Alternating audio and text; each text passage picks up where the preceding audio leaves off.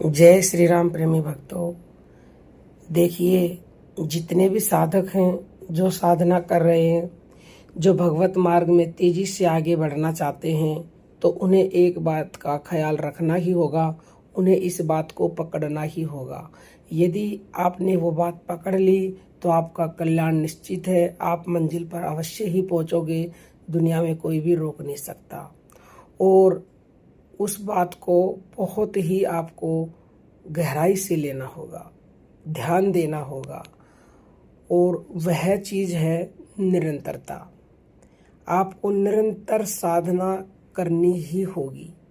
ये नहीं है कि 2 घंटे कर ली, 4 घंटे कर ली। जो भी आप साधना कर रहे हो, स्मरण कर रहे हो, कीर्तन कर रहे हो, भजन कर रहे हो, जो भी आपके गुरु ने बताया है वह निरंतर करना होगा, तभी आपको लाभ होगा। इस बात को ठीक से समझना होगा। जैसे कि आपके पास एक बहुत ही ज़्यादा गंदा कपड़ा है, अगर आपने उसे साबुन से 22 घंटे धोया, साफ किया और फिर 2 घंटे गंदगी में डुबो दिया, तो अब आप सोचिए कि क्या वह कपड़ा कभी साफ होगा। तो ठीक वैसे ही आपने कुछ समय के लिए मन साफ किया, भक्ति भाव साधना करके, और फिर संसार यानी गंदगी में डाल दिया, तो फिर इससे आपको कोई लाभ नहीं होने वाला।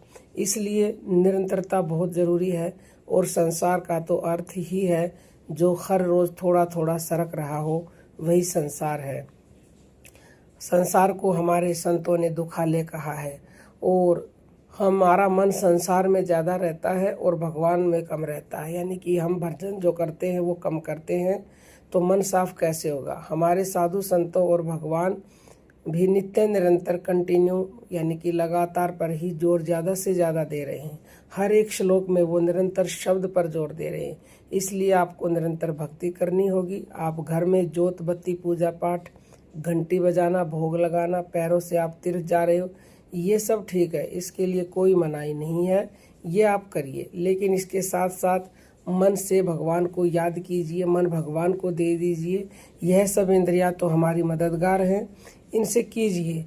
लेकिन यह सब करते समय आपका मन कहाँ है, इस पर ज़्यादा ध्यान देना है, क्योंकि मन को ही तो भक्ति करनी है। गीता में कहा गया है कि मन ही बंधन और मुक्ति का कारण है। भगवान श्री कृष्ण अर्जुन को कहते हैं, हे अर्जुन, तू सारे काम करते हुए यानी कि युद्ध करते हुए मेरा स्मरण कर, तुझे युद्ध में विजय प्राप्त होगी। तो आप भी घर का कोई भी काम करें या ऑफिस का काम करें, बीच में थोड़ा सा भी समय मिलते ही उसमें भगवान का स्मरण कीजिए, और सारे काम करते करते स्मरण करते रहिए। हर काम को भगवान से जोड़ दें। आप रात को सोते हैं तो भी ये सोचकर सोइए कि मैं सपने में मेरे प्रभु का दर्शन करूंगा, और नाम जपते जपते सो जाइए। और सुबह उठकर भगवान की पूजा करूंगा, नाम जप करूंगा, इसलिए सो रहा हूँ। तो आपका सोना भी आपकी भक्ति बन जाएगी। खाना खाओ तो भी ये सोचो कि मैं भगवान को भोग लगा रहा हूँ, तो भी आपकी भक्ति हो जाएगी। खाने से पहले भगवान को अर्पण करो।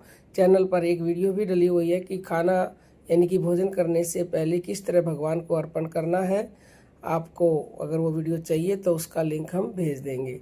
कहने का मतलब है कि आप जो कुछ भी करो भगवान के निमित्त करो, इससे आपकी जल्दी प्रगति होगी और आप जल्दी भगवत प्राप्त कर लोगे। क्योंकि संसार में भी कोई भी काम करो, निरंतरता के बिना आप मंजिल पर नहीं पहुंच सकते। निरंतर आपको चलना ही होगा। हर रोज करो, चाहे आप धीरे कर रहे हो, कम कर रहे हो, लेकिन निरंतर करो। कभी भी किसी भी परिस्थिति में नाम जप को, साधना को छोड़ना नहीं है। चाहे कितनी ही विपत्ति आ जाए, कितना ही बड़ा दुख आ जाए, सुख आ जाए, लाभ हो, हानि हो, कोई गर्दन पर तलवार भी रख दे, कितना ही कष्ट आ जाए जीवन में, कभी भी नाम जप साधना को छोड़ना नहीं है। अगर छोड़ दी तो निरंतरता आपकी खंडित हो जाएगी, और खंडित हो गई मतलब टूट गई। टूट गई तो फिर निरंतर कैसे हुई। और एक बार कोई भी चीज़ टूट जाती है तो उसको जोड़ते हो तो उसमें गांठ पड़ जाती है। तो इसलिए आपसे विनम्र प्रार्थना है कि निरंतर साधना करिए और भगवान को इसी जन्म में प्राप्त कर लीजिए। अन्यथा पता नहीं है दोबारा जन्म मिलेगा भी या नहीं, और मिलेगा तो न जाने कब मिलेगा। अब हम अपनी वाणी को विराम देते हैं। और अगर आपका कोई भी प्रश्न हो तो 9958515054 पर व्हाट्सएप मैसेज करके पूछ सकते हैं, यूट्यूब पर मैसेज करके पूछ सकते हो, ऑनलाइन दीक्षा लेने या साधना किट खरीदने के लिए, जिससे यदि आप साधना किट खरीद लेते हो तो आपकी साधना में 4 चांद लग जाएंगे। एक साधना किट नाम की प्लेलिस्ट है, वहाँ से जाके वीडियो देखिए। ऑर्डर करने के लिए इसी व्हाट्सएप नंबर पर मैसेज कीजिएगा। अब हम अपनी वाणी को विराम देते हैं। जय जय श्री राम।